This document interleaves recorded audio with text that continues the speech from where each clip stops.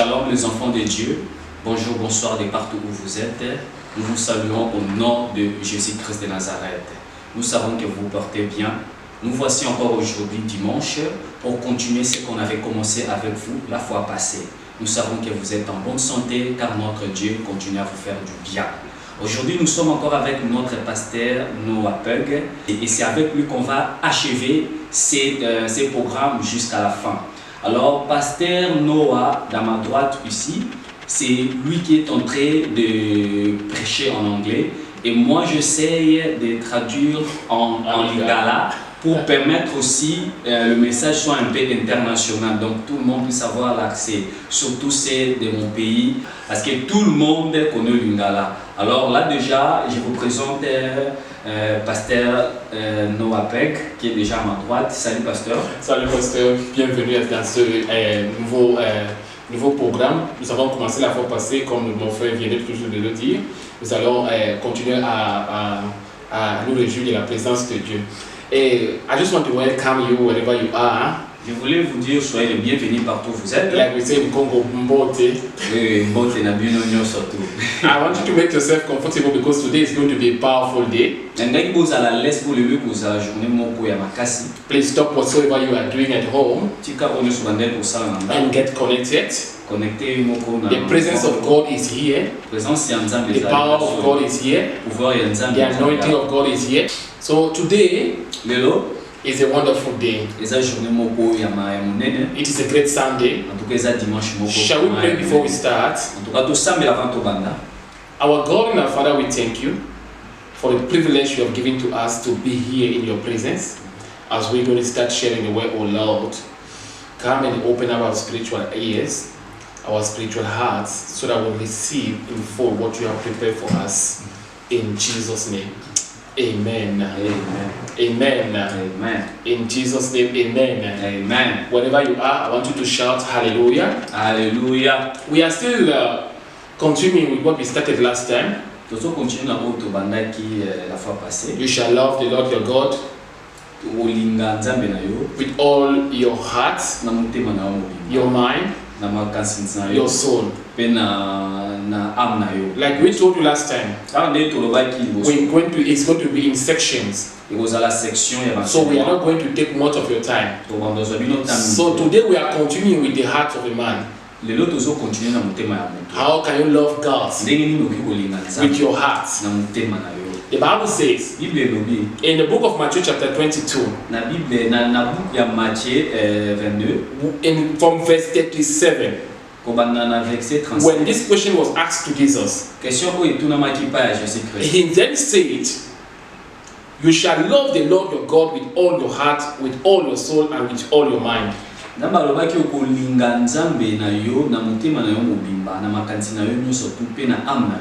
you ask me, Pastor, how can I love God with all my heart? Last time I said that when the Bible says with all your heart,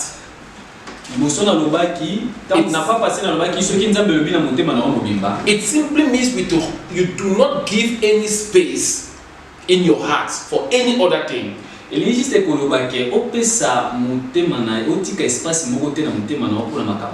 God wants to take the whole of your heart. He wants to be the only one there. So he does not want to. He doesn't want you to say that my heart belongs to my husband. Your heart must belong to God. It does not mean that you're not going to love your husband. Before we continue, I want us to read something in the Bible. I want you to open your Bible, the book of Proverbs, chapter 3, verse 5 to 6. Chapitre 4 et 3. Verse 5 to 6.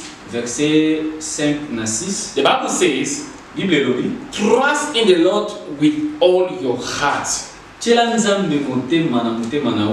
and lean not on your own understanding. In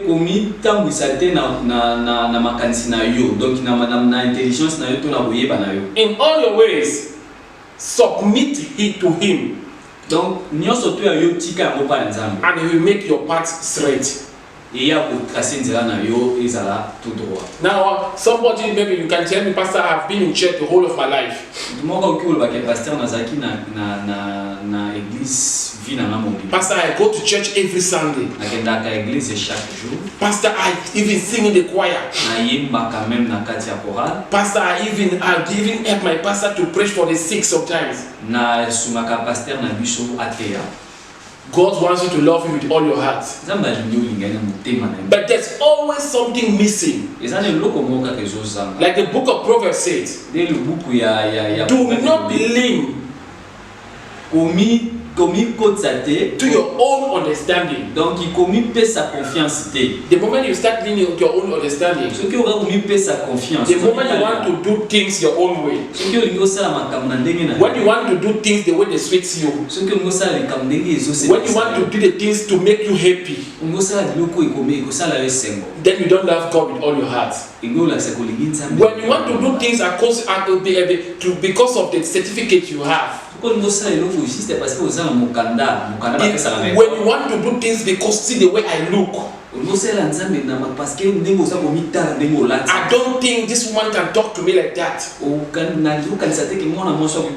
don't think this man can talk to me like that. The Bible said, do not lean to your own understanding. Do not lean to your own understanding. The Bible wants you to trust God. When you don't go the way God wants you to go, you don't love it with all your heart. Because there are days where God will ask you to keep quiet. If you don't keep quiet, you don't love him. My sister, my brother, I know you are going through a certain situation right now. I know this situation really requires you to talk. I know this challenge really requires you to show who you are. I know this challenge really requires you to make people feel that you are around. I want to tell you something. If you love God with all your heart, you will put in your trust in him. You will not lean in your own understanding. You will not want to be seen. You will not want to be heard. The moment you start doing that, you don't love God with all your heart. The Bible says, love him with all your heart. With all your heart. I know you are a married woman. You always have a point to prove in your marriage. You always have to point to prove to your husband. But the Bible says, love God with all your heart. Proverbs says, do not lean to your own understanding. What you think you know. But God has to take the whole of your heart. So sometimes in life, we can go to church. We can really read the Bible. We can even pray. But we don't love God. Why? Because even if I read the Bible, I still want to do things my own way. Even if I'm just from a crusade, from church, I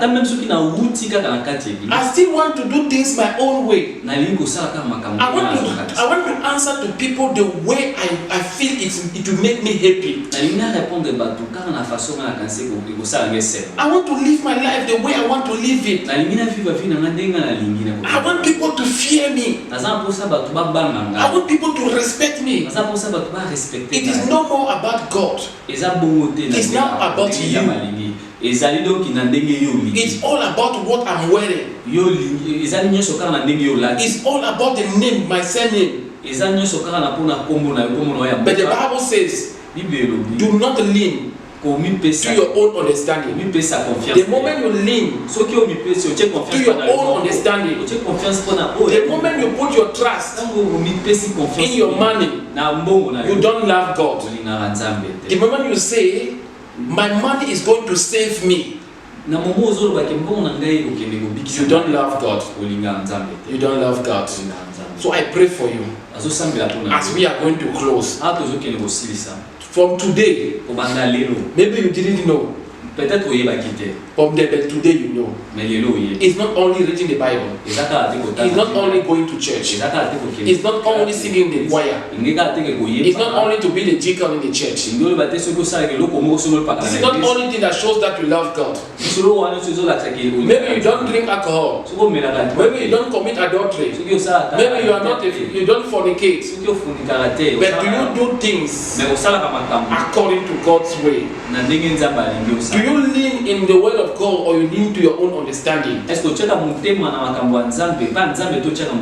you lean to your own understanding, it means that you don't love God. But I pray for you today, wherever you are. Maybe you have put your trust in your money. God will change your mindset today. In Jesus' name. I pray for you today. Wherever your heart has been taken, today, God will put you at the rightful place in the name of Jesus. In the name of Jesus. In the name of Jesus. This is not the end. This is just the beginning. We are still going to be together. Please do not keep the message for you alone. Share the message with your friends, with your groups. Subscribe. Everything, everywhere. Let the people know what God is saying. God bless you. God bless you wherever you are. In Jesus' name. Thank you. Thank you. Thank you, Pastor. Thank you. God bless you.